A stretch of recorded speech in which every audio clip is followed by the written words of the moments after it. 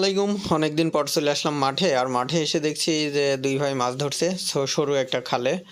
আর এই খালে তেমন একটা পানি নাই, আছে শুধুমাত্র পট, আর পটের নিচেই মূলত এই অল্প অল্প পানি রয়েছে। আর সেই পানি থেকেই মূলত মাছ ধরার চেষ্টা করছে আমার এই দুই ভাই। তো আজকে দেখাবো আপনাদের যে আসলে এই খাল বিলের এই সরু এবং অল্প পানিতে কিভাবে তারা মাছ ধরে।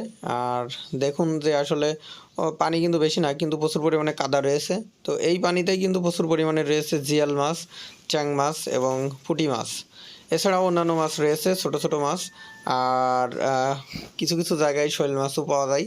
তো আজকে আপনাদের দেখাবো যে এই ছোট ছোট অল্প অল্প জায়গা থেকে তারা কতটুকু মাছ ধরেছে এবং কিভাবে তারা এই মাছগুলো ধরছে।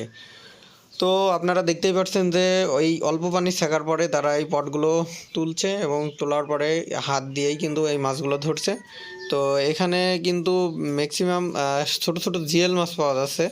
আর এই জিএল মাছগুলো কিন্তু সরাসরি হাত দিয়ে সবাই ধরতে পারে না, যার কারণে এখানে কিন্তু এই ছোটো ভাই জিএল মাছগুলো এই গামলা দিয়ে ধরার চেষ্টা করছে। গ্রামগঞ্জে থাকলে মূলত এইসব চিত্র প্রতিনিয়তই দেখা যায়। তারপরেও এই সময়টাই বেশি দেখা যায়, কারণ সব জায়গার পানি শুকিয়ে যায়।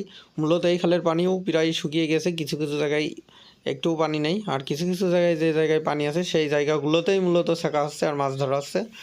তো এখানে তারা কতটুকু মাছ পায় সেটাই আপনাদের ভিডিও লাস্টে দেখানোর চেষ্টা করব। তো এই জায়গাটা কিন্তু প্রচুর পরিমাণে পট, আর এই পটের নিচেই মূলত এই ছোটো ছোটো মাছ রয়েছে। তো যে পরিমাণে গরম পড়ছে আর পরিশ্রম, তো মূলত এখানে যদি মাছ 2-3 কেজির উপরে যদি মাছ না পাই তাহলে কিন্তু এই সব পরিশ্রমই বৃথা যাবে। তো তারপরেও আপনাদের দেখানোর চেষ্টা করব যে কতটুকু মাছ পাই। আর এই খালটা কিন্তু প্রচুর সরু, বেশি চওড়াও না।